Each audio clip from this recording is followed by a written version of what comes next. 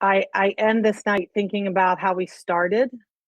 Adam read some scripture for us that grounded me in the story of the birth of Christ, a revolutionary who was born into homelessness, who was running, his family was running from empire, running from the ruling class, running from a king who took great murderous measure to stay in power out of just the mere threat that somebody was being born that could dethrone this king. And they were on the run from empire. And things come out of this like no more room at the inn. Minister Tammy rises this up all the time in the National Union of the Homeless, no room at the inn. And what does that mean? And I think to myself, if God of the Christian Bible, the God of any Bible that we're thinking about that's telling this story is all powerful, why have his son born into homelessness, y'all? Why in a stable? What statement was being made? Why not riches? Why not balloons and fanfare and, just the finest of all things that this Messiah, this, son of God being born into? Why running from empire? Why running from a state, a murderous state?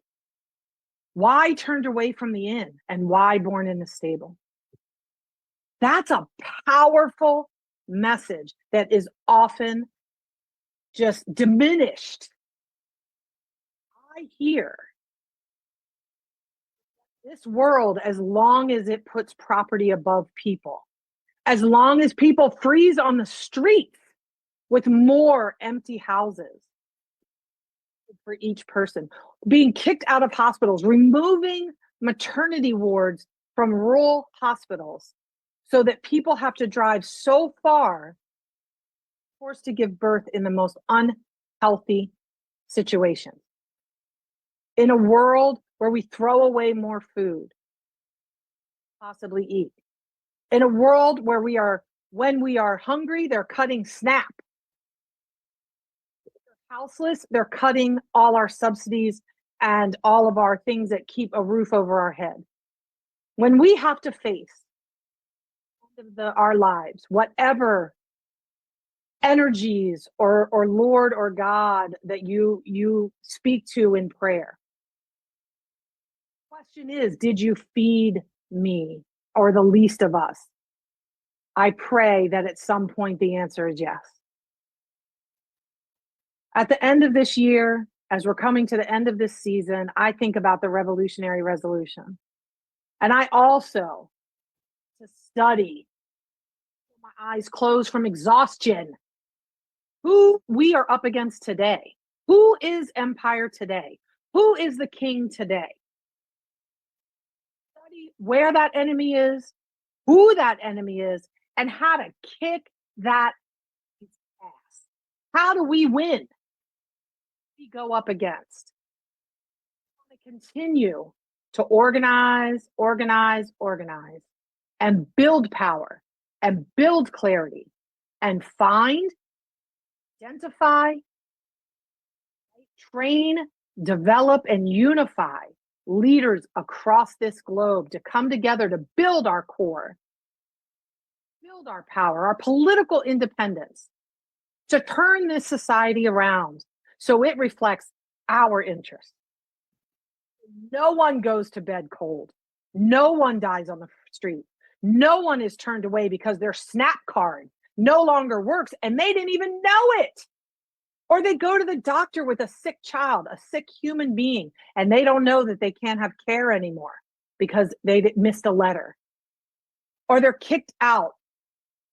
February is a month that for some reason for me, I don't know if it's from my history or when I was on the street, but every February, I return to just the bitter feeling of coldness across many parts of the world now and many parts of this country. People are going to freeze in the richest society we've ever seen. So I end tonight by saying, please, in prayer or publicly, we would love to have you publicly do it. But if that's not your thing, in prayer, talking to, whatever it is that, like I said, that you speak to when asking for power, that you think about what is your revolutionary resolution for 2026 in the face of war fought just to uphold capital, the guise of fighting for human rights and the betterment, which I don't believe. Betterment is what happens here. Building a new society is what happens here.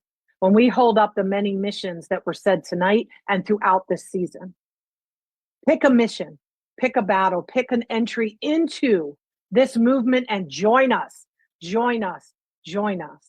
We need you, every one of you, to join hands and hearts and spirits with us to fight this empire that goes back to the birth of Jesus.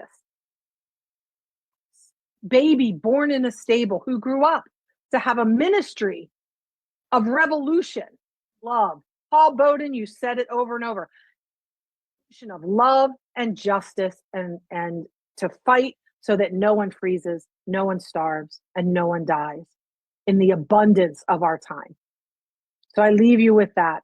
Make your resolution with us to help us all fulfill our resolution in 2026 and all the years to follow. And thank you for joining us tonight. Thank you for all the leaders that made this happen. Cedar, Paul, Tammy, thank you for your words. Thank you, Adam, for your leadership, and all the other leaders, Sierra, everyone that makes this happen every week. And 2026, y'all, is going to be powerful. Fire, as we say, fire.